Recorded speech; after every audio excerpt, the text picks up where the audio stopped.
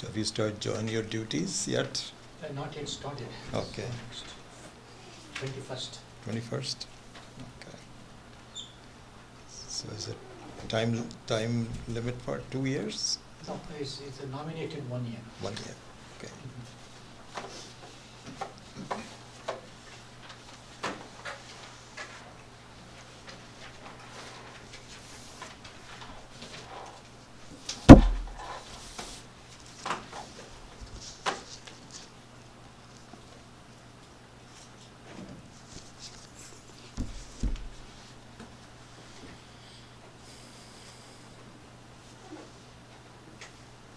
Shall we start?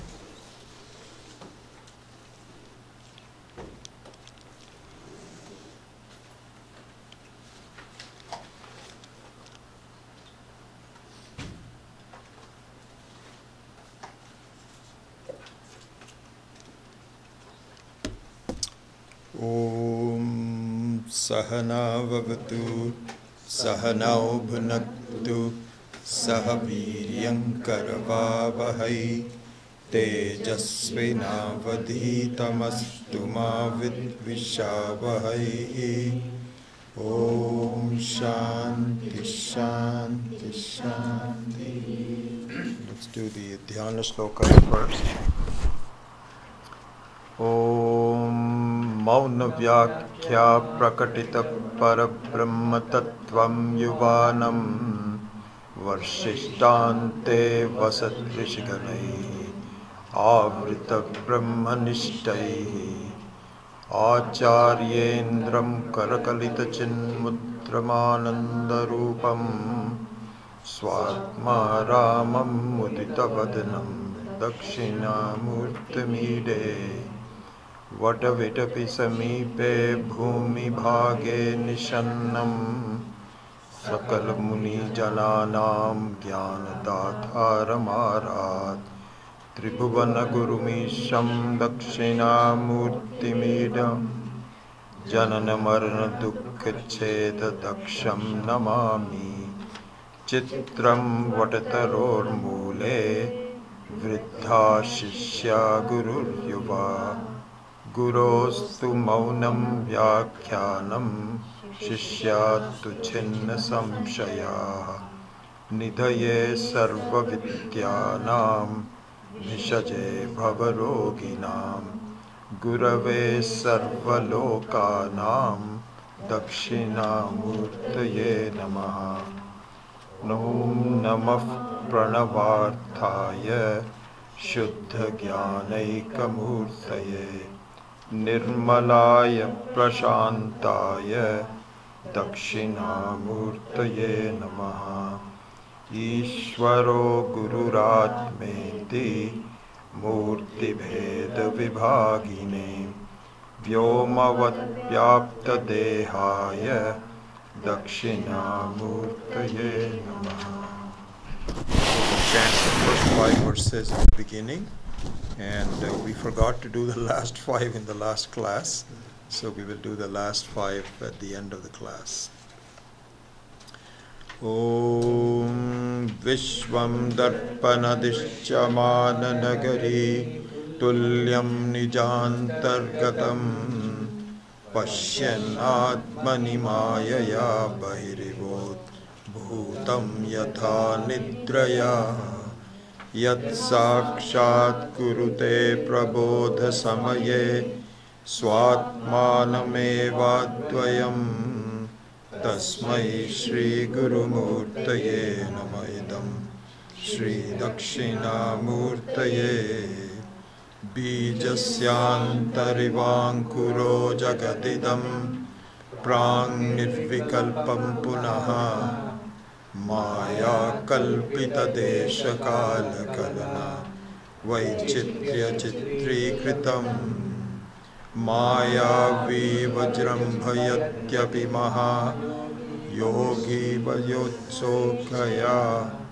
Tasmai Shri Guru Murtaye Namaidam Shri Dakshina Murtaye Yasyaiva Sphuranam Sadatmakam Asatkalparthakam Bhasate साक्षात् तत्त्वमसीति वेदवचसा यो बोधयत्याश्रितान् यत् साक्षात् करणात् भवेन्न पुनरावृत्तिर्भवाम्भोनिधौ तस्मै श्रीगुरुमूर्तये नमः श्रीदक्षिणामूर्तये नानाचित्रघटोत्तरस्थितमहादीपप्रभाभास्वरम् ज्ञानं यस्य तु चक्षुरादिकरणद्वारा बहिस्पन्दते जानामीति तमेव भान्तमनुभात्येतत्समस्तं जगत् तस्मै श्रीगुरुमूर्तये नमः श्रीदक्षिणामूर्तये देहं प्राणमपीन्द्रियानपि चलां बुद्धिं च शून्यं विदुः स्त्रीबालान्तजडोपस्त्वामिति भ्रान्ताभृशं वादिनः मायाशक्तिविलासकल्पितमहा व्यामोहसंहारिणे तस्मै श्रीगुरुमूर्तये नमः श्रीदक्षिणामूर्तये।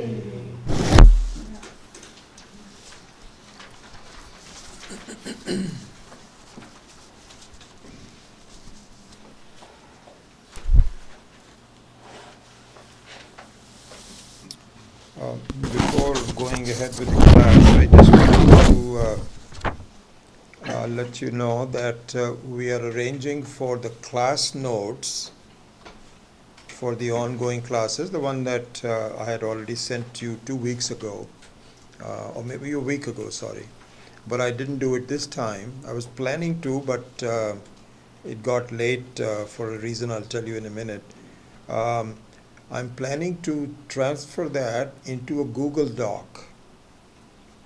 And I've tested that at least in my computer, the fonts of the Devanagari come out okay. So hopefully you tell me if you have any problems with that.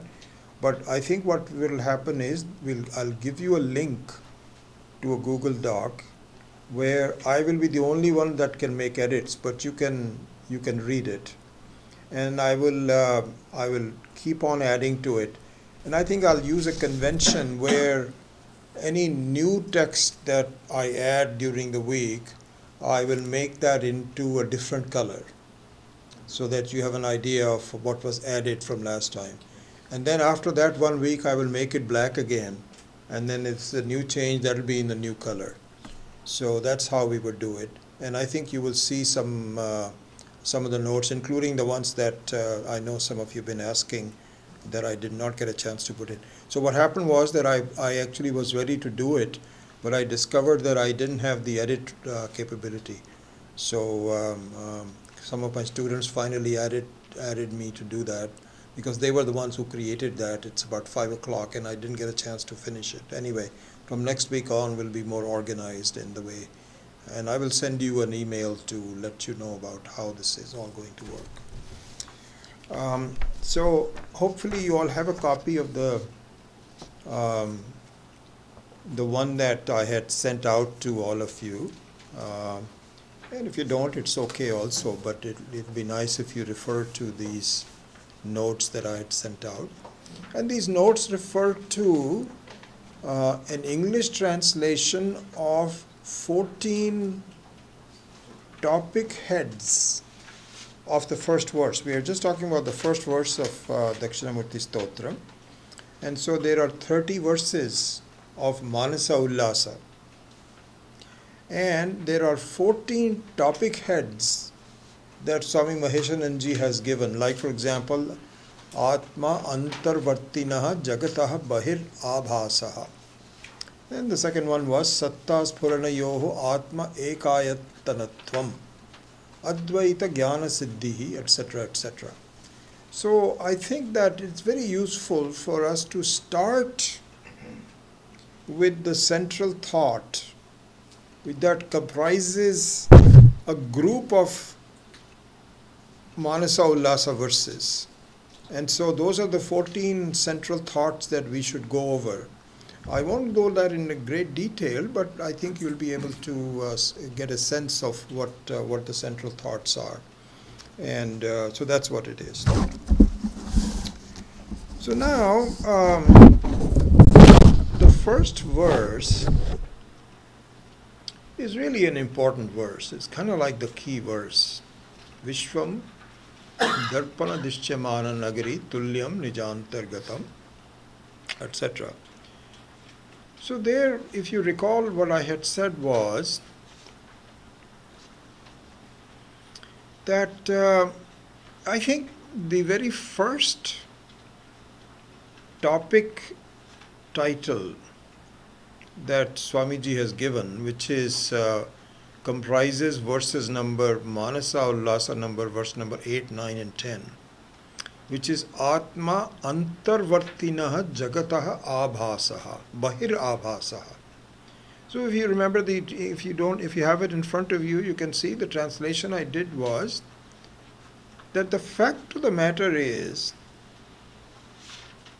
that I, the Atma, am really forever unmanifest. But it appears to be, I'm missing an S there, so the grammar is wrong and it's a typo, but I appear to be manifest. This is a very important thing for us to really think about. This is a central theme of the entire Vedanta. So what this means is that you are not someone that is available for manipulation, for changes, any kind of touching, any kind of objectification. You're not. And this is the interesting thing in our life is that I certainly have some opinions about the world around me, and I want to change it. If I don't like something, then I say, let's not do it this way. And this is what marriage is all about, where you find that the spouse has his or her own ideas, you have your own ideas, and they are not always the same. So you try your best to make the other person change. And that's just the spouse, but this is what indicative of the whole life, that you expect the world to adapt to you in some fashion. And if it doesn't adapt to you, then you change the scene. You go to a different place. And if that gets very uncomfortable, then you move to a different place. So the end result of this is that really the world is something that you try to manipulate, for lack of a better word. Not in a very conniving way, but just to adjust it. You adjust it like adjusting a dial. This is number one. Then you also make adjustments to yourself.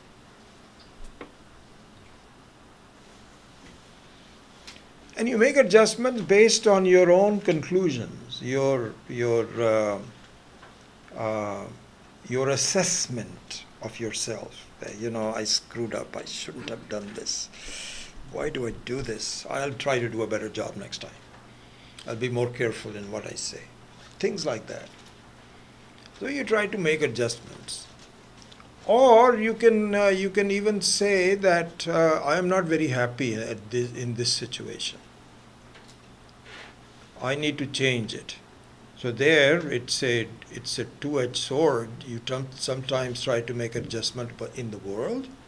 You try to make adjustment of the world, and sometimes you make adjustments of yourself. So it's a symbiotic kind of a thing. You're doing both. And the interesting thing is that there is nothing else that you can do. Sometimes you do a good job, sometimes you don't do a good job. You keep on trying all your life. And sometimes it gets better, so you feel, I think I am on the right track, I've got to do these things, I have to change things, and then I'll be happier. And you do get happier for a while. But this is what one does, and it doesn't ultimately lead to anything. Life ends, you are done, one trial is over, and some regrets, some happiness, and so on, but it's time to go. All in the process of just manipulating, massaging these two things. This is what all it is all about. But the fact of the matter is that I is not available for objectification. You cannot you cannot manipulate the I for lots of reasons. We will see those reasons in a minute. I'm just giving you a kind of a different view of this verse, another kind of like another way of looking at it. For two reasons, you cannot do anything about yourself. Three reasons, actually, I would say. One is that it is not available for you to touch. Because why isn't it not available for you to touch? Because it is outside of your manipulation. What you are trying to manipulate is not what you are. So it's not amenable for you to do anything about. You think you are doing it yourself. It's a wrong impression of yourself, as we will see in a minute. Anyway, the first reason is that the self is not amenable, not available for any kind of a touching, manipulation, improvement, or anything. You just don't have it. You can't see it. Number one. Secondly, it cannot be manipulated because it is not something that has any manipulable, any parts to it that can be manipulated. It is partless. It is formless. It is like you cannot manipulate space. You can manipulate air. You can manipulate pollution, but you cannot manipulate space. What are you going to do? Not something that can be manipulated. So that's reason number two. The third reason is that if you could understand what this is that you are, it doesn't need to be made any better. It is the best there is. Best that is possible, incomparably. So this just means that this is the real meaning of Shankaracharya's verse. We should understand this. So now we can go further and understand why is this first verse really indicating this kind of a behavior on our part that I just explained. Okay, so with that, I thought of 3 examples, and let's look at each one of them. And if we don't do anything else, if you just understand this part of it, it took me a long time to really grasp it. It was not available, even though you study Vedanta, you study Bhagavad Gita, you study Upanishads, this, that, or the other, but a kind of like a clear idea of what it really boils down to was never clear to me. It took me a long time to think about it. And quite frankly, it wasn't until I started to read Swami Maheshananji's books in great detail that I got this glimpse of what it really means. Now the same thing is now becoming a lot clearer to me. So this is not an easy thing. It's not something I have known for like 40 years. I had all the build-up to it, but the clarity of what it means came much more slowly. Anyway, so with that in view, let me give you some examples. Can you come back to it?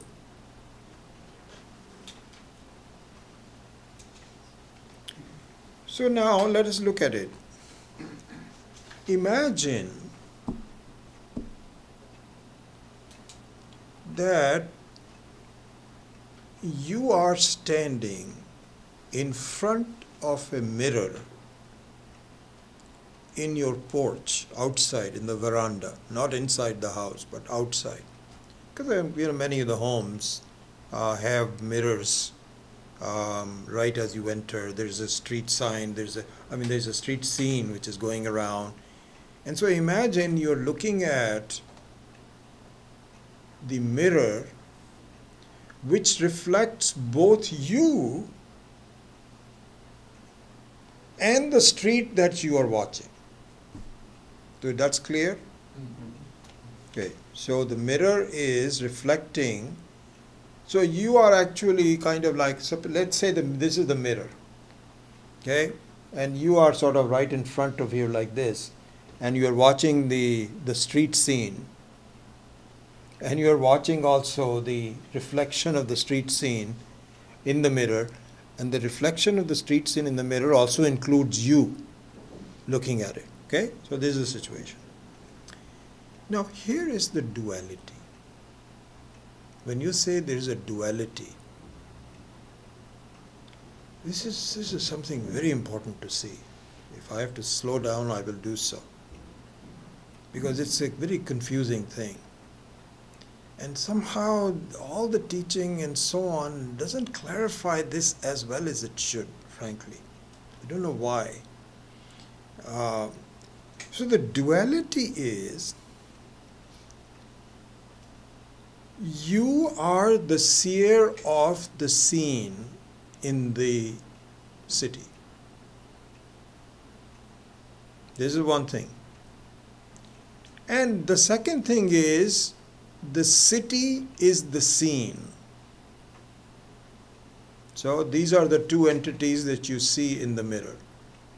You are the seer of the scene, and the scene is seen by the seer. These are the two things. None of them are real. They look real, but they are not real. And in this case, the reality, non-duality is the mirror.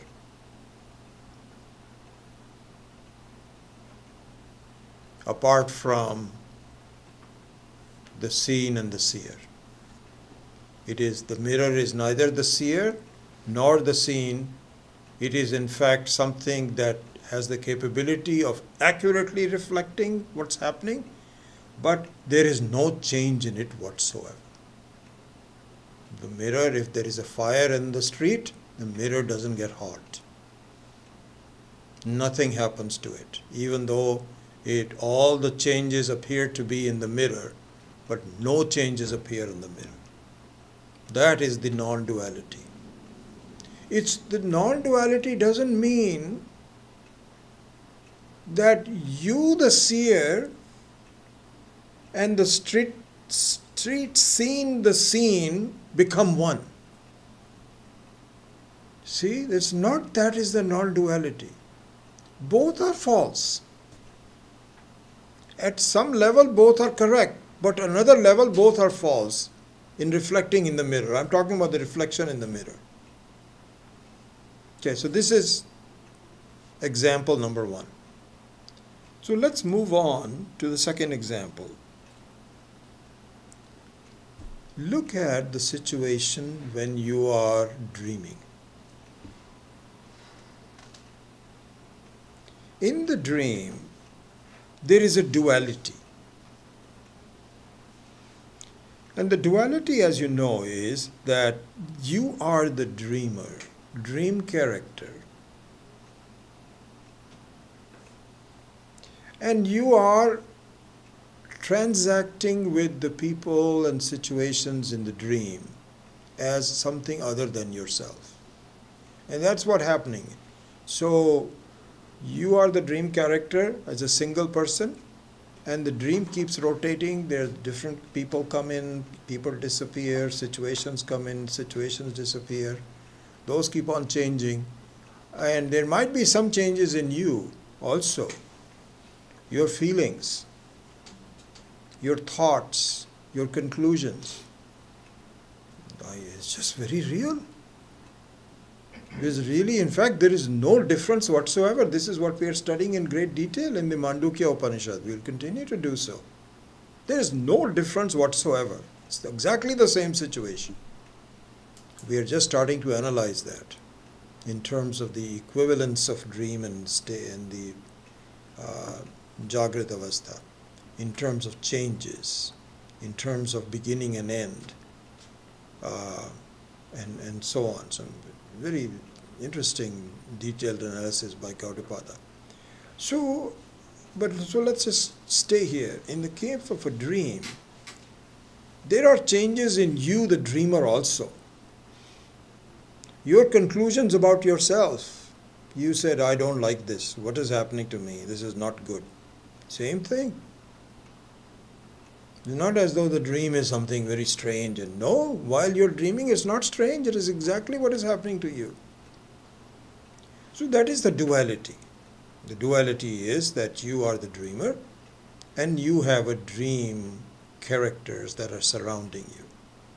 What is the non-duality? The waker. And it is non-duality because both the dreamer and the dreamt both disappear. That is the non-duality. It's not as though that only the dream disappears. The dreamer also disappears. In fact, the reality of the dream is the reality of the dreamer.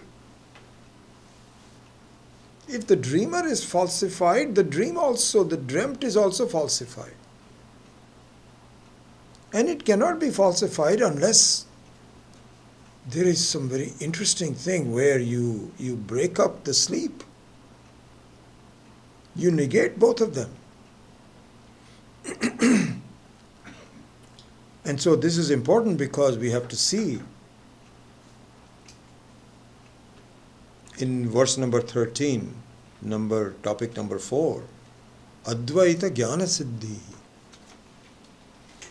The ultimate knowledge is the form of non-duality. So this is the second example. The first one is the city reflected in the mirror, and the second one is a dream. And they are not fictitious examples. These happen to us every day. Something you can relate to in your own experience. We're not giving you something poppycock thing, or you do this and then you'll fly in the air, or nothing like that. This is what our daily experiences are. We just do not analyze it, that's all. We don't look into it. That's all that the Shruti does. It doesn't bring you some different kind of a thing. It just says your experiences, you are misinterpreting it, that's all. Look at it the right way. So this is the second example. Now let's come up to in the waking stage.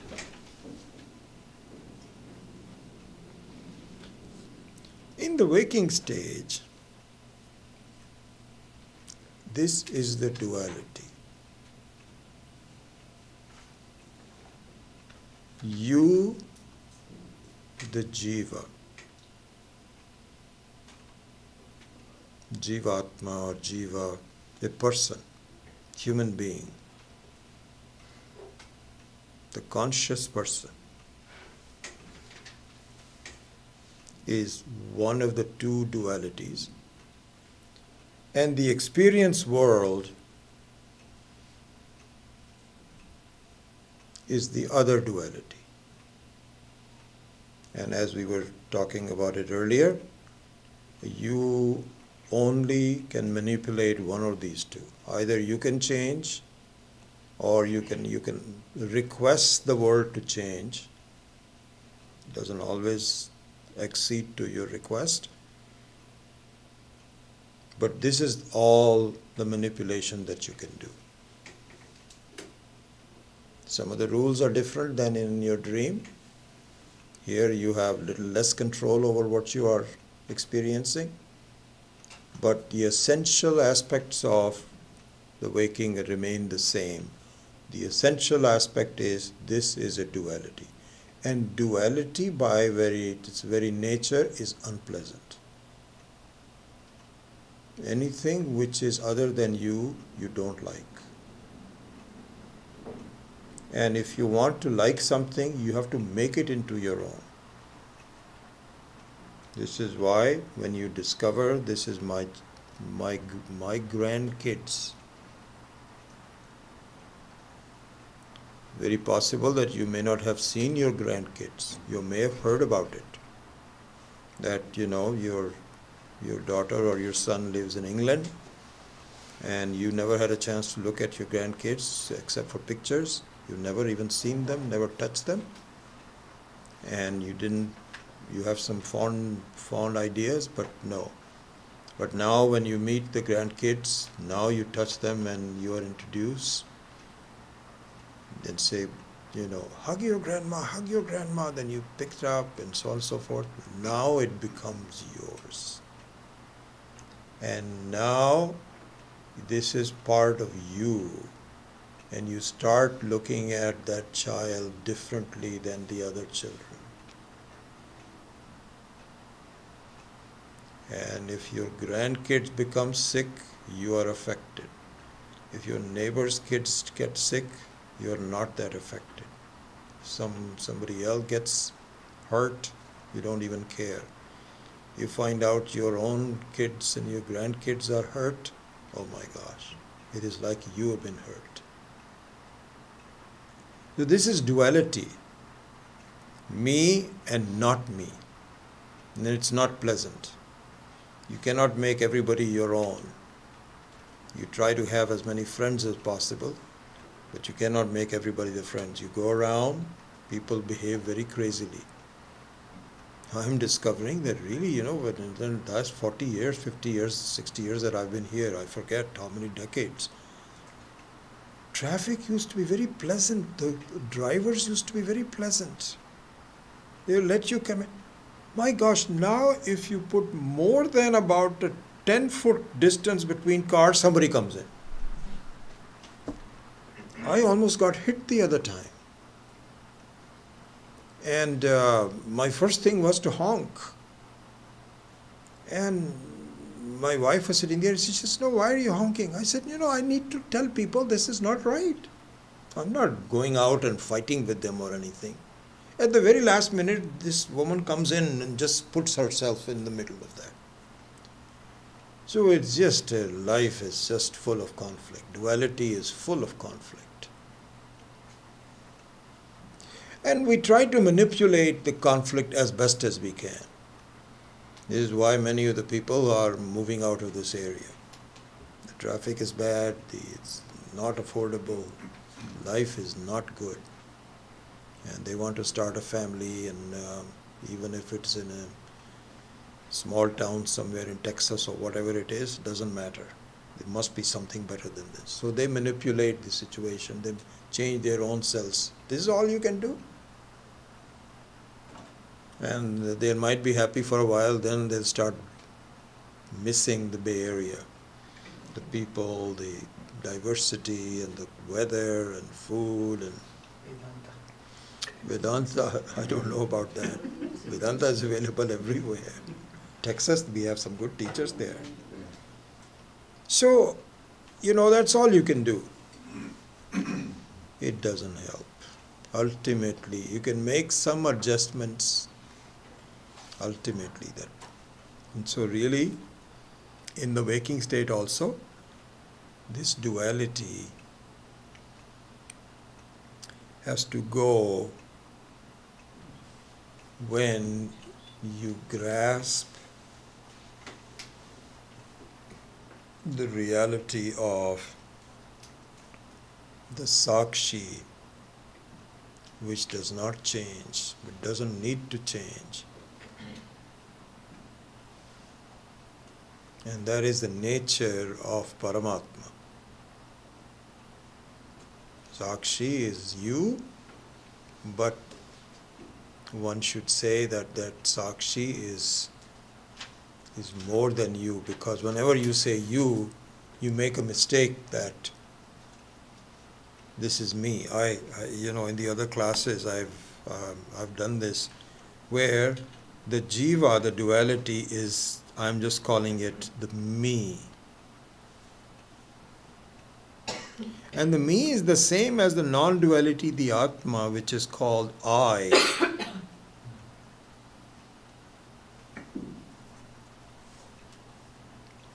But there's a huge difference.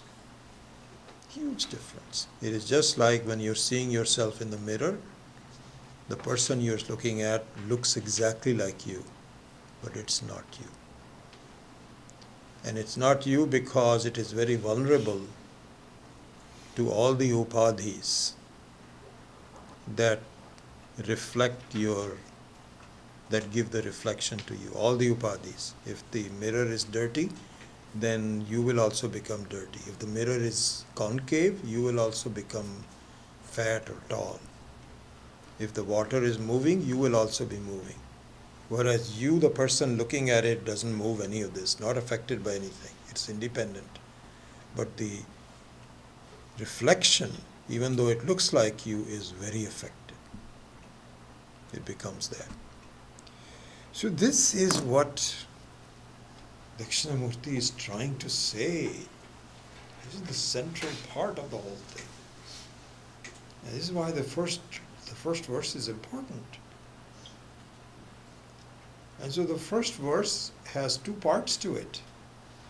One is the first two lines of the first word, where the phenomena is explained in a few words, and they're hoping that somebody can expand it and explain it, as Manasa Ullasa does, and then Swami Maheshananji, and then I add my thoughts to it.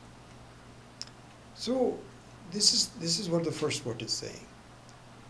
Then the second part of the verse comes about. I can understand how a dream is completely negated by waking. How will that happen to me where my duality will disappear? What is going to happen? Is it like some kind of a strange experience or what?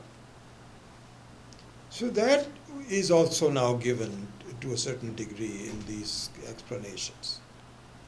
So now I can understand the phenomena. This is the first two lines of the phenomena, of what the duality means and how it can go. But now my question is that in the case of the dream, the waker becomes the non-dual reality, but in the case of the waking world, how does it become non-dual? How do I become a surplus that can be thrown away? How? That is given in the second part of the first verse. It says, Yaha Sakshat Kurute Prabodha Samaye Swatmanam Eva Advayam. He says, my namaskara to Sri Dakshinamurti, that makes it possible for me to very clearly see something that I am totally ignorant of and then confused about, the difference between the Sakshi and the Jivatma. I don't have the Viveka. I don't have the Viveka, because right now the air and the space all are in one. There's no difference between them. But you can accuse the space to be polluted, but the space is never polluted. It's the air in the space which is polluted. There's a big difference. Anyway, once that happens, and how that happens is then what I have to understand. And so I don't think that I have much more to, well, maybe I'll leave it open. Anyway, so now with that kind of a preamble towards the understanding of the context and phenomena and so on, let's go on because we have a lot to cover before the even a cursory review of the first verse is complete, and we have only done very little bit of that. So now let's go back to maybe perhaps not as detailed an explanation, but a quick explanation. So what we had seen last time was, which is what we spent a lot of time today, was topic number 1, where the phenomena was talked about. Atma antarvartinaha jagataha bahihi abhasaha. That the fact of the matter is that I am really unmanifest but appear to be manifest, number 1. And a corollary to that, not a corollary, but a reason for that is the number 2, topic number 2, which is given in verse number 11 and 12. Satta spuranayoho atma eka ayatanatvam.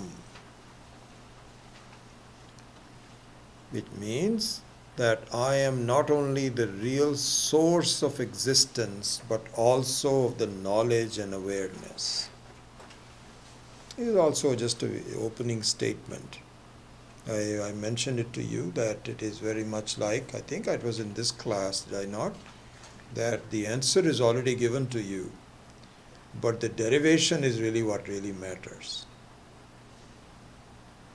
You are the Jivatma and Paramatma.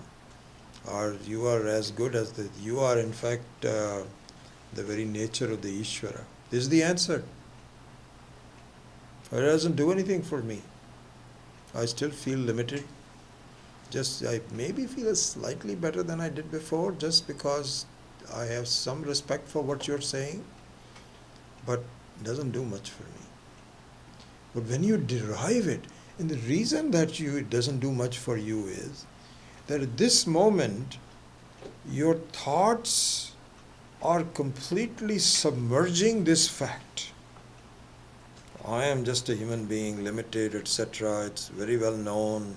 My experience tells me, everybody also confirms it, and so on.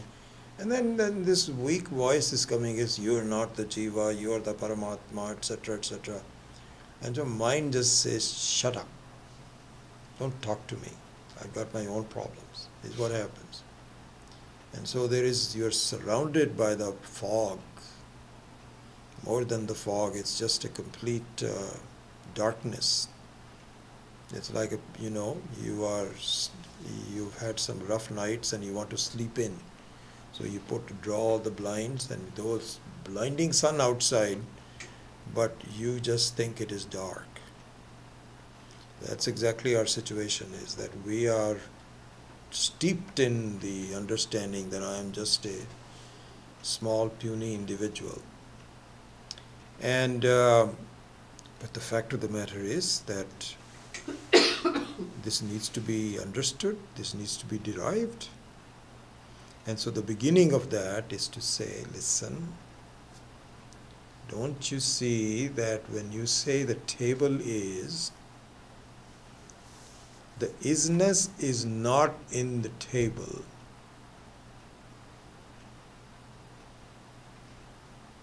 So if the isness was in the table and you close your eyes and you don't know where the table is, supposing you close your eyes and someone is taking the table away quietly. You've got your earplugs on and somehow you close your eyes and the next thing you know, the table is gone. So when that happens, you feel the table is not. That's correct. The isness of the table is gone. But what you don't realize is that that isness belongs to you. And it was temporarily reflected in the table. When the table goes, your isness is still there. It is replaced by something else, and it doesn't matter. It is replaced by a chair. And the chair goes, your isness never goes anywhere. So the fact of the matter is that the isness is not individually carried by objects. The objects actually revel in your isness. Very much like when a table is lighted, the light does not belong to the table. It is a common light, and the table just reflects it. And then also the other thing is, what is true for isness is also true for knowledge. In fact, the knowledge belongs to you. So this is the thing. Satta means the isness, the truth, and spurana means the awareness, the knowledge, also belongs to you. Here Swami Maheshanji had given a beautiful example. He says, when you mistake a rope for a snake, then your imputation that this is a snake is based on your imputation that this is a rope. See, this is a very important thing to see. There is no isness of the snake without the isness of the rope. Cannot do that. This is a real mistake. You can just close your eyes and imagine things and so on. I was just thinking about it the other day. So when I was in India recently, and I had gone to Indore to do the Bhumi Puja for the Kishores school and Chhatralay. And so my wife and I were coming back from there to New Delhi. And then the next day we were coming back here. We were just in New Delhi for one day. So from the airport I took a taxi. This is a kind of like a semi-private taxi which is run by one of the car companies. What is it called? It has so my sister had told me that don't just take one of those public taxis. They are old and dirty. Take this one. It's a little bit more costly, but this is better. So we took this one. I started talking to the young man who was the driver. He seemed to be more educated and so on and so forth. What a story this poor guy was saying. He was talking about the miserability of life in New Delhi. He says, sir, I cannot afford to educate my children. Anytime I go in for schooling, they ask for a bribe. They say, please, if you want to do it in second class, there will be 6,000 rupees. He says, I'm a taxi driver, I don't have any money, and I'm doing 2 or 3 jobs. I tell you, it was so sad, so sad. He says, this is a terrible city to live in. I forgot his name. So I said, I just came from Indore. And Indore was a very beautiful, clean city. It was a functioning city and so on, but none of this pollution and overcrowding that New Delhi has. So I said, have you thought about changing the city? He said, yeah, but I don't know, I'm afraid, I don't know, I may end up being worse, at least I have a job. So I said, I just came from Indore, and it's a very beautiful city. He says, sir, my wife is from Madhya Pradesh. She comes from one of those villages near Indore. I said, perfect, perfect, go there. He says, there is another problem. I said, what's the problem? Huh? Mother-in-law. Not mother-in-law. No. She is afraid of snakes. And she says when she grew up, she desperately wanted to go away from that area. But there is she says ever she's come to New Delhi, she has not seen a single snake, and she loves it. So I cannot go back. Out of all the reasons, I was sitting there, my wife and I looked at each other. He said, oh my God, there must be some bit. He says, don't even talk about that because she won't even listen to it. And this is true, really. I mean, the area that I used to, my father was in Bihar, which was in coal mines. I think I've told you this. That was in the boonies. And there was just, nothing but villages and so on and so forth. And there were so many snakes. They would come inside the house. One time they were sitting on the couch, on the sofa set. One time the fellow had wrapped himself all on a tree. And he had eaten some birds. And he was so happy that he was just... So my father got somebody to shoot him. And they made a taxidermy there. I still remember those. So we lived in the world of snakes and so on. And we were very careful. And there were reports. There was one time, there was a young man and he just got married. And both of them were sleeping on the ground, his bride and him.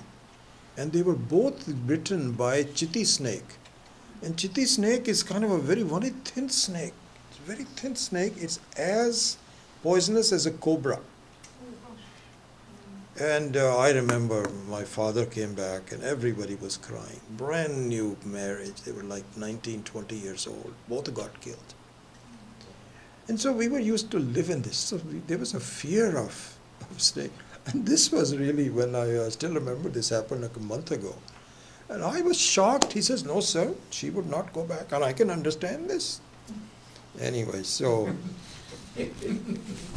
the thing is that, it's very possible that you may dream of snakes or something like this. But if you are really afraid of something, it is because something else looks like snake. That's why you cannot imagine a 17-foot snake on a 3-foot rope. So this is the thing. You should see this. Satta spuranayoho atma eka ayanatva.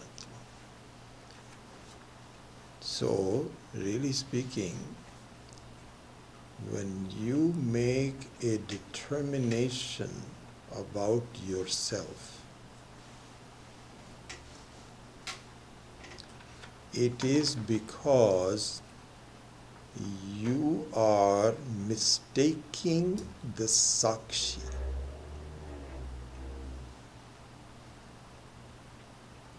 You are not looking at the Sakshi, but you're evaluating the Sakshi. So the truth of the Jiva is the truth of the Sakshi. Just like the conclusion about a living snake, even though it is not true, it is based on the size of the rope. Similarly, the reality of the Sakshi propels the reality of the Jiva. And furthermore, Swami Maheshanji also points it out that if you think about a snake, the thought of the snake, the knowledge of the snake is based on the knowledge of the rope. You see?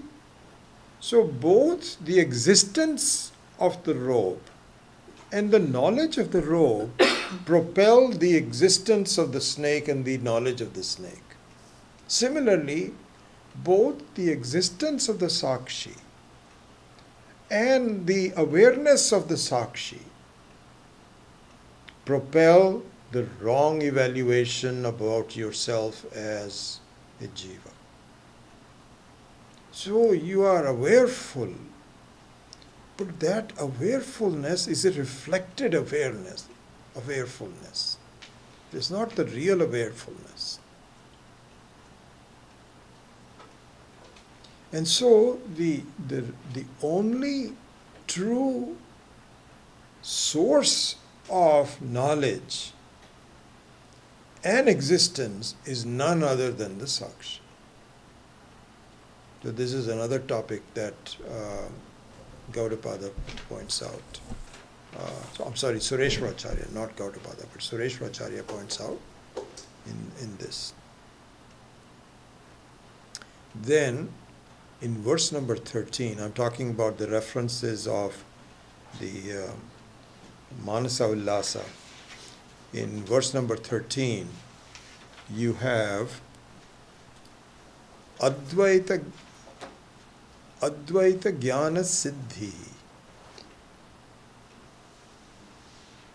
Advaita Jnana Siddhi means here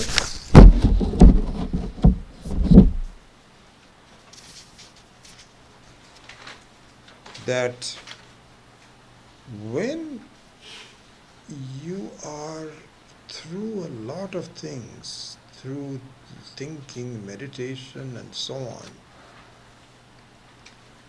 you have a direct view. This is what is called Sakshat Karanam, Aparokshat Karanam of the self. Then it will be the total view where everything else is properly situated as non-competitive truth. So there is no Dvaita. So think about this, see this clearly. So at the moment, your evaluation about yourself as a person has a competitor, the world. But when you see the truth about the Sakshi, the world also gets falsified. You also gets falsified as the Jiva, and the world also gets falsified. Both of them, just like the dreamer and the dreamt, both get falsified. And in fact, I think I may have mentioned it last time, in the, I think I did, that the number 15, which is Purna Hanta Anubhutihi, that's where I just have still not completely corrected this, so there's some typos to be done. So the experience is that of complete fullness,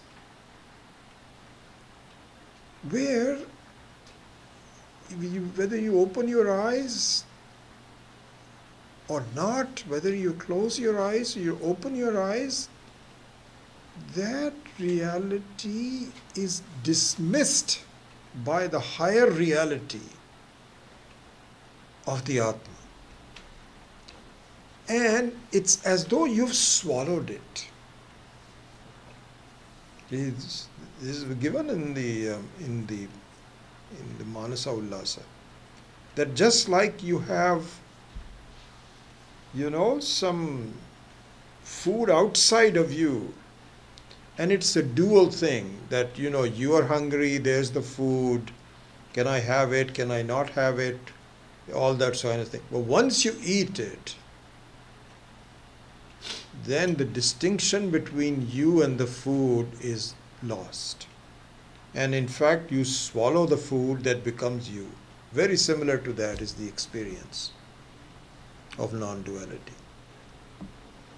So, these passages that we are now doing, look at the second part of the verse, that how does this person wake up? What happens to that person? I can see when you are waking up from a dream, that much is my experience, but I wonder, how can I be a jiva and all of a sudden I can falsify it? How is that happening? So that reality is being sketched for us in these verses, that it happens. This is exactly that. This is how it will be. So that's topic number 5, which is Purna Hanta Anubhuti. Then the one thing that we had missed out was the topic number 4, which is given in verse number 14, Atma Jnanasya Sadhanani. The primary means for understanding who I really am. So there it was pointed out in this that in number 14, let's look at the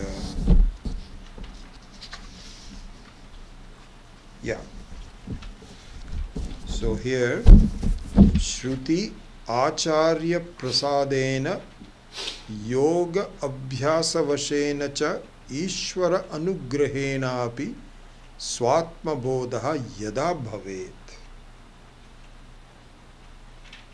So the first thing that Swami Maheshananji comments on is the word Yada. And the Yada means when it happens. So that means it is Durlabham, not easy. A lot of things have to happen. It's possible. We don't say it is impossible. But it is not easy. A lot of things happen to happen. What are the things that need to happen? So one is Shruti Prasada.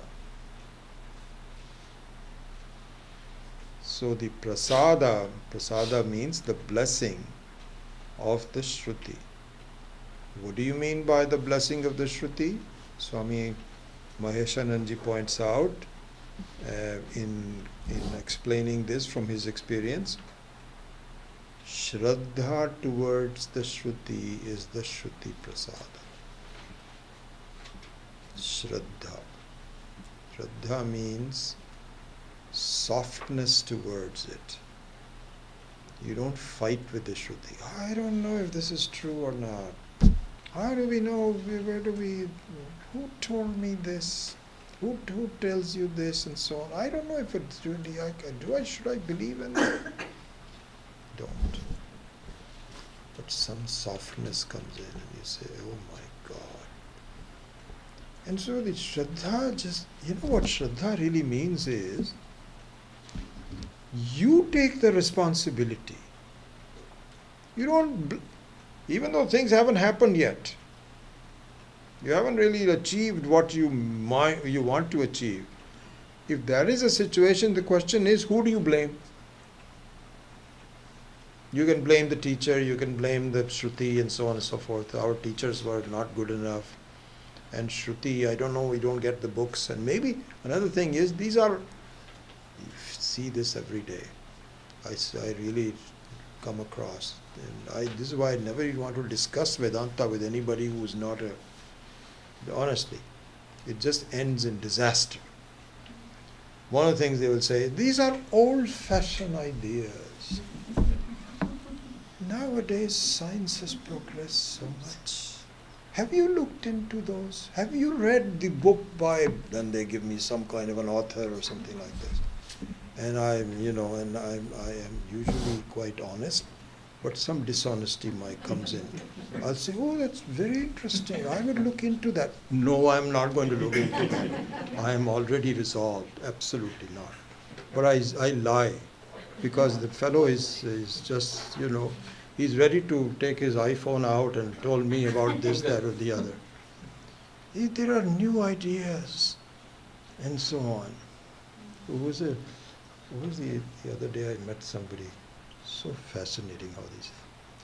This fellow was saying, the only person in the last century or two who is really somebody that I should look into is Swami Vivekananda. I don't find anybody else to be that good. Absolute BS. Total BS. He doesn't understand. There are hundreds, if not thousands of people who are so well read. They are not proclaiming themselves on. I'm glad that Swami Vivekananda did something good thing. I'm not blaming him. But hundreds of thousands of people, they don't go out there and say me or anything like that. So this fellow was just saying, he said, what do you think? I said, yeah, you're right. You're right. What are you supposed to do? Anyway, so Shraddha towards the Shruti. See, and the Shraddha is the more you look, the more you find. I tell you the thing I enjoy most out of anybody, and it's taken me quite a while, is the sheer consistency of ideas. The clarity is so consistent. Swami Viditatmananda gave me a compliment when I told him. I was sort of boasting a little bit. I said, I don't know, last year or a year before that when we met, I said, Swamiji, now when I read a book, I can tell whether the author knows the truth or not. And he says, you're right. Congratulations, you've come to that point. He says, and is not boasting. I can tell. And I don't usually read any books that are not like that. So, but every time there's such joy. You read a book and they give different examples. That's all possible. All possible. But the vision is all the same. Very consistent. I enjoy the vision of Swami Maheshananji. So consistent with Swami Dayanand. Consistent with Swami Chinmayanand. No differences at all. So lovely. All that happens is that the different acharyas have different opportunities to explain it in different languages. This is what I'm really getting a lot from Swami Maheshananji, because this kind of in-depth Hindi, with Sanskritized Hindi, I was not able to get with Swami Dayanandji. And I didn't spend that much time outside of the 2.5 years. So that may be different, but the vision is all very consistent. Very consistent. So the prasada, the first prasada is that of the Shruti. The second prasada is the Acharya. So Acharya means the live teacher. So here the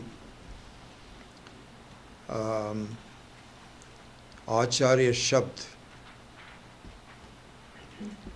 he gives this in Hindi. Acharya Shabd ka arth bhi smartavya hai. Achanoti yat shastrani achare sthapayati api swayam acharate yasmad acharyah parigiyate. This is the definition of Acharya, of a guru. First of all is achinoti cha shastrani. Achinoti means he picks up the key aspects of the Shastra. See, because what happens is that the Acharya has to look at the audience. You cannot say the same thing to everybody. There's some either beginning class or it's a more advanced class. Sometimes people know Sanskrit, sometimes they don't know Sanskrit. And so the book doesn't know, but the Acharya now has to customize it. And if I'm saying something that you do not get at all, then you won't show up. And then that means that my teaching will be wasted. So this is the first meaning of achinoti shastrani. Achinoti means one who chooses what to talk about the Shastra. Number one. Then achare sthapayati api. Then comes not the Shastra, but achara. Achara means the conduct of life. How to live, how to behave. The softness, the truth, the discipline. The one who teaches that in their own words. So this is what it is. Achare sthapayati api. Then swayam acharate. That same conduct you must have yourself. You know, somebody had given this example that supposing you want to, there is a advanced teacher of physics in one of the Caltech or something, and they say if you want to learn the nuances of physics, you have to go there. You go there and you find out that this fellow is a terrible person. First of all, he is late, and he treats the students badly. In his personal life, he's fooling around in his marriage. All kinds of things happen. But you know what? It is very possible that you can set it all aside and say, that doesn't concern me. Why? Because the subject matter is physics, and his conduct in life is completely different. That is not true in Vedanta. So if I tell you, you should always be in time, and you should be punctual, and I'm always late, and as soon as I come in here and he says, I hope you were all waiting for me. You were on time before. If you want others to be punctual, you better be punctual. If you want others to be truthful, you better be truthful. If you want others to not miss too many classes, you shouldn't miss too many classes. So this is what it means by Swayam acharate yasmat tasmad acharya parigiyate. This is what is the definition of it is. And so the first one is the Shruti Prasadena, and the second one is Acharya Prasadena. Then Yoga Abhyasa Vashena cha. With this we are going to spend more time as time progresses. That what really delivers the goods is for you to focus on the lessons learned in your own quiet way. So this is the blessing of your own Atma, your own mind. And until you choose, this is given in the Bhashya to is it Kena Upanishad? A second, yeah. Mundaka, Mundaka. Yam eva esha vrinute. Beautiful. In Mundaka number 323. So we want to make a note of that and study that. 323. Vrinute means varanam. Varam. Vrino means to choose. Swayamvara. The Sita and Rama, so she had to choose her own vara, whoever she puts the mala to, or whoever she chooses. So vrinute means you have to make a choice. This is important for me. I want to understand this. I want to study, and more importantly, I want to change my life to give higher priorities to this. Unless that happens, no amount of study, no amount of puja, no amount of chanting, no amount of group discussions will ever make a difference. So this is really the important one. And this can also be seen as Parameshwara Kripa. Parameshwara Kripa. Parameshwara Kripa means, you can say that, what is Parameshwara, is he partial? Doesn't he love everybody the same way? There's a discussion about this.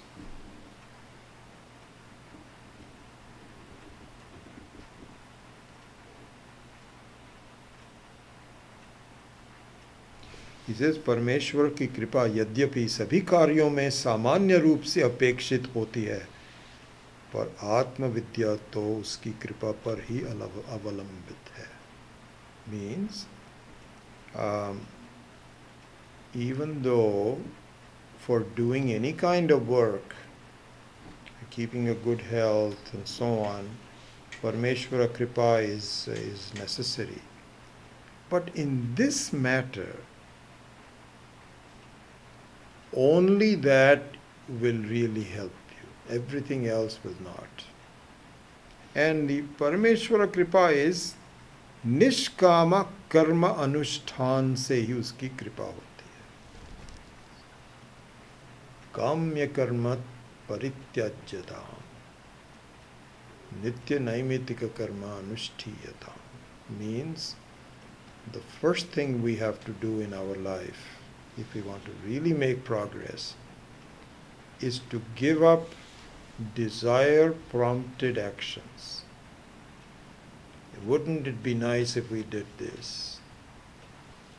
Distinguish between necessary and unnecessary karma. Make a division. Is this necessary? It is unnecessary. Necessary karma, absolutely. Unnecessary karma, slowly free yourself from it. And if you do that, that is called Parameshwara Kripa. And that will then focus in along with the Shruti, with the Acharya. And so that is the main sadhana. Atma Jnanasya sadhanani, the primary means for understanding who I really am, is meant for yourself. It's not your, do good to the society or anything like that. That's all secondary.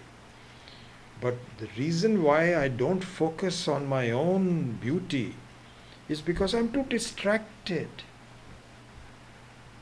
So much vasanas in my life. I get just, and you have to make up your mind how much time you have in your life and to take this opportunity and just get rid of unnecessary things and just focus on this. Then this is the meaning of Yam Ranute, the one that you choose. In fact, there's so many verses on this where it says that that classes won't help, all those things that won't, chanting and all those kinds of things. Whoever you choose to do, that's what you have to do. I'm pretty much done, but I forgot to mention one thing. I brought the Gita for this. In this example of the duality and the non-duality, remember the three examples that I gave? The one was the picture on the screen, one was the dream, and so on. If you go to the Gita chapter 13, make a note of this. So, in the 13th chapter, the first few verses, they don't explain this as much. I hope you can read it and read the Shankara Bhashya also. But this is what is enumerated in the Gita. The first verse says, Idam shariram kaunteya kshetram iti abhidhiyate etadyo vetti tam prahuhu kshetrah gya iti tadvidaha. First verse, I'll explain this. Kshetra, number 2, kshetra gyam chapi mam vidhi sarva kshetreshu bharata kshetra kshetra gyayoho jnanam yat tat jnanam matam mamaha. Mamaha, it's not mama, so not mamaha, but matam mama. So here's the thing. Kshetra and kshetragya is the duality. So what is seen is called kshetra, and the seer of the seen is called kshetragya. And then he says, neither of them is really just me. They are just my expressions. And so he says,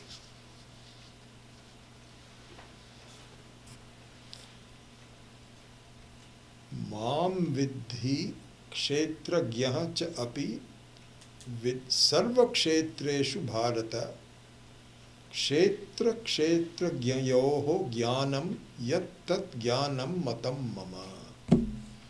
So he says, my reality, which means your reality and my reality being the same, but here the Paramatma is one which is common to both of them. So the consciousness in the dream is given equally and it's divided into two parts.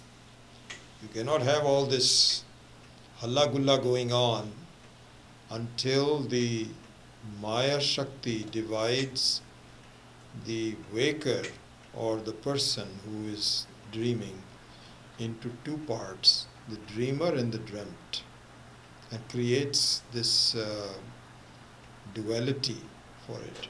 So I just wanted to point out that this is also clearly stated in the Bhagavad Gita for your reference. Okay, so I will close today's class. The last 5 verses. Thank you for reminding me. I was going to forget it again. Thank you, thank you. Rahu grasta divankarendu sadrishaha maya samachadanaat sanmatra karanopasamharnato yo bhut sushuptaf puman ragasvapsvamiti prabodha samaye yaf pratyabhikyayate tasmai shri guru murtaye namaidam Shri Dakshina Murtaye Balyadishu api jakradadishu tatha sarvasvavasthasvapi vyavrittasvanuvartamanamaham ityantaspurantam sada swatmanam prakati karoti bhajatam yo mudraya bhadraya Tasmai Shri Guru Murtaye Namaidam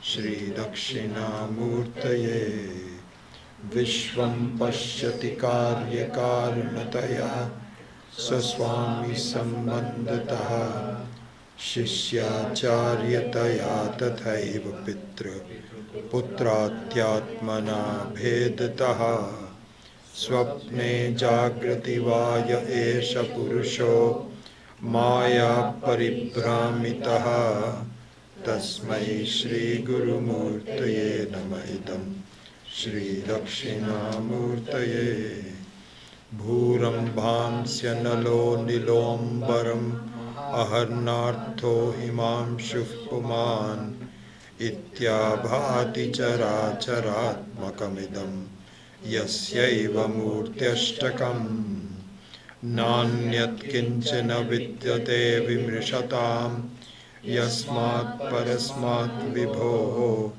tasmai Shri Guru Murtaye namaidam Shri Dakshina Murtaye Sarvatmattvamiti sputikritamidam yasmadabhishminstave tenasya shravanat tadarthamananat Dhyanatcha Sankirtana Sarvatmatva Mahavibhuti Sahitam Syadishwaratvam Swataha Siddhyet Tat Punarashtada Parinatam Chaishwaryam Avyahatam Om Asato Ma Satgamaya Tamaso Ma Jyotirgamaya Mrityorma Amritam Gamaya Om Purnamada Purnamidam Purnat Purnamudachyate Purnasya Purnamadaya Purnamevavashishyate Om Shanti Shanti Shanti Shri Gurubhyo Namaha Hari Om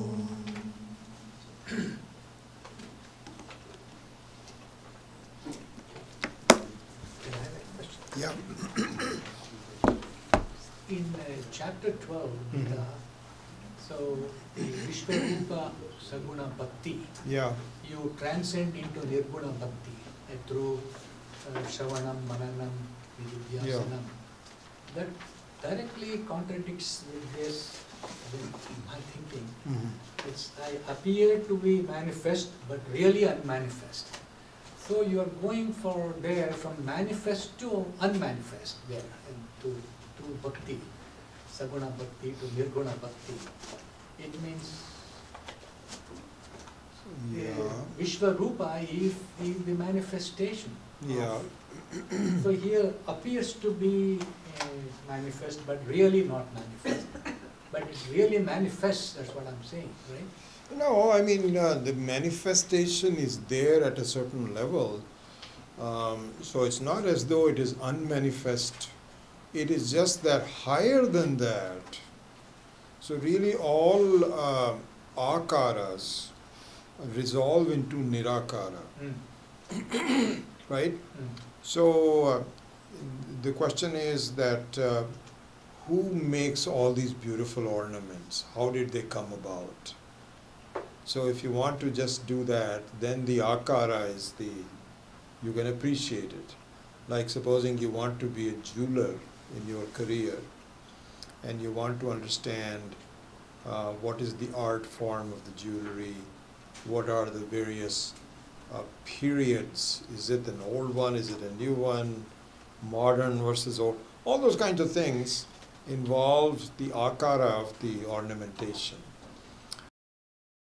A goldsmith who's interested in the very nature of the various things, then you don't have to do, so at the point of the akara, at the point of the ornamentation, it is there, there's a certain reality to it, you cannot do that, there's no reality.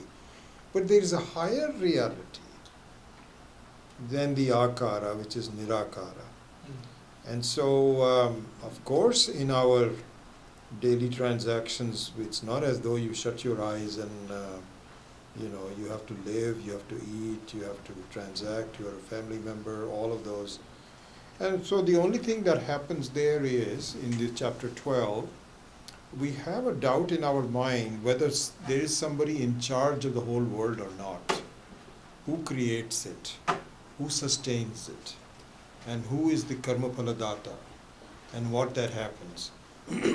So at that level, yes, there is a reality. Ishvara is in fact and so on and so forth. But even higher than that is the true nature of Ishvara, which is the true nature of yourself. And so ultimately, that is still just a movie play. The screen in which there is no movie going on is really the reality. And so you should understand it, which is nothing but yourself. And so, yeah, it's consistent with that. It's not as though we negate it. The chapter 12 is to establish the fact that Arjuna recognizes that yes, you are in charge of the whole world. Yeah, so that's useful, because we have a doubt in our minds. Is there someone, I cannot negate the world if I know that it would still be there, something, no, it will all disappear. Even though it is working, the order of the world is there, even that will be negated. So I'm not sure that I'm answering your question, but yeah. So that was Swami Paramarthananda says, the seemingly oneness, he used the word seemingly. Right, it's the same thing, seemingly, yes. Yeah, seemingly. So yeah, that's so the oneness is not seeming. The manifoldness is seeming. The oneness is mean the manifoldness of the dream all resolves in the waker, in which both the dreamer and the dreamt are the seemingness of the dream, seemingness of the dream, of the dreamt dreamer, all of them are resolved into the oneness of the waker. Yeah. Okay. Thank you. When we make these statements like that, I am the doer, I am the enjoyer, I am sad, I am angry, Yeah. then I is subject to manipulation. But if we make the correct statements that I'm aware of the doership, I'm aware of the enjoyership, I'm aware of the sadness, then there is no room for manipulation. Is that what? Well, I think what happens is that there may be, what you say is true, but that's not the whole truth. No, like I was like more with what you were talking about, manipulation. No, but I'm just saying that even that is not the whole truth. Because, yes, if you simply say that I'm the Sakshi of everything, then you can transition into a truer state than to say that I'm the doer, I'm the enjoyer, and so on.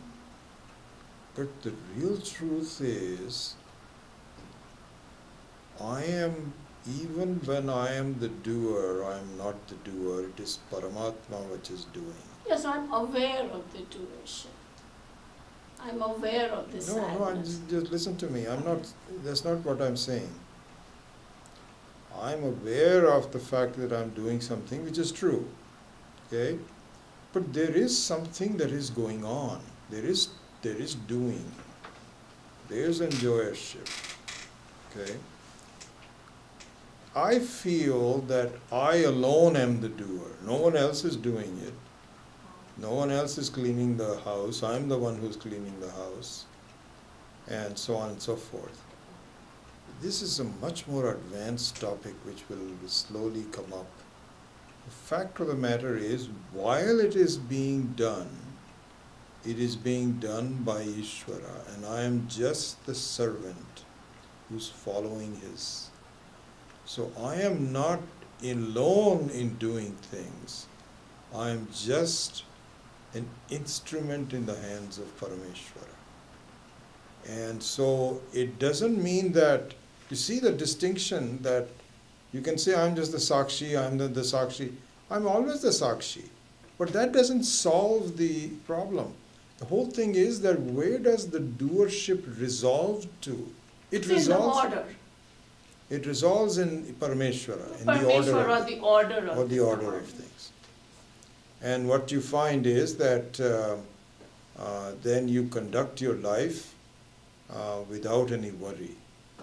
It just goes on, and I am at this point, at a stage where I'm supposed to do it. So you really abdicate everything to Parameshvara, Ishvara. And so that is not just saying that I am the Sakshi. You recognize that there is doing, and so on. This is not an easy thing. This will come much later. We have to understand the nature of the vasanas, the nature of all this. So it requires more study. But that is the answer. Again, we have to derive it. That is the answer. The answer is really the jiva is not the doer. I think I'm the doer. The answer is jiva is not the doer. But that answer doesn't do anything for me. I have to understand it by deriving it. And I can only derive it if all the steps are known to me, how this thing happens. Then finally I can see, yes, then it says whatever happens, happens. Doesn't make any difference to me. Yeah. So it's more like a role playing, like in the bigger order of the things we're just playing a role. Yes, very much so. That's where I think that the sadhana of saying that kamya karmasya matistyajyata, that because what happens is that when you have desire prompted actions, then you are actually making things worse. Already you don't understand how come it's Ishvara doing everything. But you are going in the reverse direction. You are putting some more nails in the coffin of the jiva. And so for you to to at least begin to understand the presence of Ishvara in your life, the least you should do is to diminish your own desire-prompted actions. Because there's a number of actions that need to be done, and choose the ones that are required. Just the required actions is what you need to do. So that is also like a complete surrendership to Ishvara. It's to a Paramahansa. path to the surrendership. It's going at least, you are now no longer swimming against the current. You are going with the current and consistent with it. And only then you will begin to completely surrender.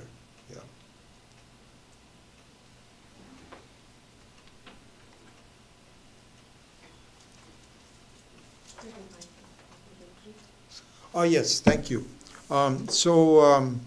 Chawla is requesting that if you have not yet registered for Swami Paramatmananda's 2-day retreat, and if you can, if you would like to, please do so.